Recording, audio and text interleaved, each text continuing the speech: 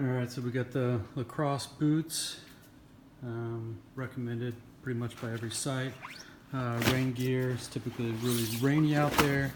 I opted for something that's less expensive, not breathable, but the Helly Hansen rain gear.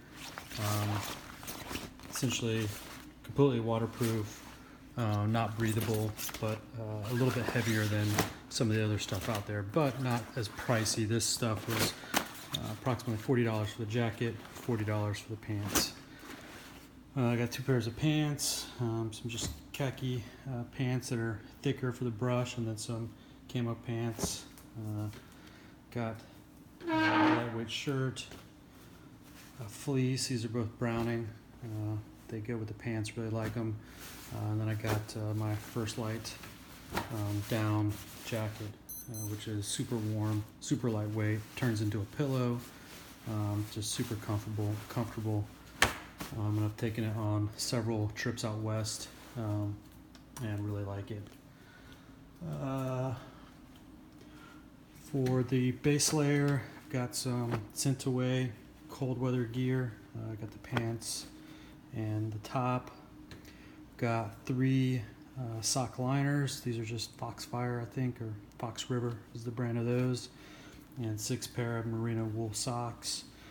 I think that's what everyone says, is that it's really wet out there, and if your socks get wet, you're miserable. Everything I'm bringing is polyester. Try not to bring any cotton. That's usually what I do when I go on my backpacking trips. And while I'm in Colorado, it works really well. I got 4 or 5 pairs of polyester boxers, and so that's pretty much it for the clothes. Also we got gloves. I got my snowboarding gloves for they're completely waterproof, a little bit warmer, and then I got my dive gloves, my Merit dive gloves that are just neoprene, pretty thin, but will keep your hands warm and keep the wind off. So if I'm hiking and I don't want to wear the big gloves, I'll wear something smaller. Getting into the gear, I got my rangefinder. This is a Nikon Monarch. It's a laser 800. I've used this for probably 10 years. Works really well. I do like the newer ones that have the red optic lenses, but again, that works fine. I got these last year, Nikon Monarch 5s, 10x42s, and they actually work really well. So I've been pretty pleased with those so far. For my spotting scope, I have a Vortex. This is one of the older models. I couldn't even tell you what model it is, but it's when Vortex first came out back, 2011, I guess, and it's a 20 to 60 power, and I think it's got a 60 millimeter objective. It works pretty well. I just tried it out here on the lake, and you can see, I feel like 2 miles away, pretty clear. Tripod, pretty lightweight. This was, I think, around, $100, but works really well. It's got the ball adapter on here, so it's easy to swivel around. And then I got these for when I was taking my kids camping up in North Carolina. These pillows, I think they're Winsells, or what's the name of these things? Winsells. But they're fairly compact, and then they open up to a good size. And for a lightweight camping pillow, they're awesome. So I'll be bringing 2 of those since I'm limited on weight to pack the 60, and if I'm not bringing water or food, I can get to 60 pretty easily, or stay under 60 pretty easily. I got a 10 by, I think this is an 8x5 tarp, and a 5x7 tarp. Nobody recommended this. I just have it lying around, and I figured I'd bring it. If you shoot a moose and you're cleaning it out on the ground, it'd be nice to be able to put meat on a tarp and keep all the grass and hair off of it. And you can also use it for shelter and other things. And it's lightweight, packs into a pocket on the side of my pack. Doesn't take any space. This is where the hydration pack goes. But instead of putting a bladder in there, I just put that tarp in there, and it keeps it balanced, because on the other side is where my gun scabbard is. So this side has the tarp in it, and it works well. I got this the other day. I had one of these on a trip to Wyoming back in 2005. It's just a very collapsible, lightweight collapsible rod and reel. Really liked it. So I bought this on Amazon, and then I just put my ultralight reel on it. I don't think it's fishing season, but we may see what happens. And then I just use this pill bottle to keep a bunch of rooster tails and lures in it. For a sleeping bag, a 0 degree marmot bag that I've been using for, I don't know, 10 years. Really like it. I got some cord, my Nalgene's, my biodegradable wet wipes, 2 packs of these. I only have 10 of them, so I figure we'll be in the field for 7 or 8 days, or in the woods for 6 or 7 days. It'd be good.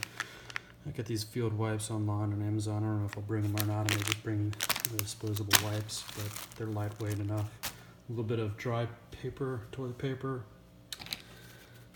50 yards of cord. This is always useful if you need to set up, you need to use the tarp as a shelter and you want to set the shelter up. The cord comes in handy for setting that up. Got this 2 or 3 years ago. It's a Anchor battery charger, and I've gotten, I don't know, 4 full charges on my phone on that when they're completely dead. It's really lightweight. It was rated really well, so I'll be bringing that. Advil, Aleve, and then there's some other pills mixed in here in case you hurt yourself really bad and need to walk out on a sprain or broken leg. You can drug up enough and get out. For the safety gear, I got a bunch of stuff in here. Let's just open this up. I think this has been packed more and more. I just pack in and cram into this. Cortisone I really don't need for this trip. It's always in there. I got my space blanket. These are just extra lanterns. I don't know if we'll have lanterns in the wall tent or not, but I would bring them. These are aqua tabs. I think you drop them in Nalgene. I used them in Utah, and it clears your water up in about 30 minutes. These are different than the other brands because some of the other brands take up to 4 hours, but I think these are the 30-minute ones, which is really helpful. I got a couple of these fire starters, these wet fire. Does really well. And there's just some other miscellaneous items in the first aid, but pretty important to have this with me at all times. I got this portable ACR locator beacon. I've got it registered for offshore and for the mountains. So if I hit it, it tells someone where I'm usually at. And in this case, it'll tell them up in Newfoundland. So that'll come with me. This I'm not sure if I need, but I'll bring anyways. It's my Thermarest. It's always, even if there's cots, it's always nice to put that on top and give you an extra 2 inches of insulation and comfort. This is my camp chair. Figure for glassing. It'd be nice to have a place to sit, but again, it's a luxury item. I don't know if I'll bring it yet or not. It just depends if I keep my pack under 60 pounds, which I should be able to. And then I showed you a little bit about this earlier. This is my Eberstock pack. I've had this for going on 10 years. Really like it. It has 2 large pockets. And then, 1 second. You can see that it opens up into a meat hauling pack. I've carried, I want to say 90 pounds in this pack of meat, several miles out of the woods, and it always works well. The thing I like about it a lot is the gun scabbard on the side. So when I'm hiking, I just slide my gun in, and it's easy to pull out with one hand, and I can shoot really quickly. So that's it. Just doing a gear checklist, and then you guys are going. This is some of the things I'm bringing. I may pare it down a little bit because I think I just have some nice to haves, but not some things that I really need. So I'm trying to get it to where I can bring 2 bags, 1 carry-on and 1 personal item on the plane. I don't know if I'm going to get there or not, but I'll try.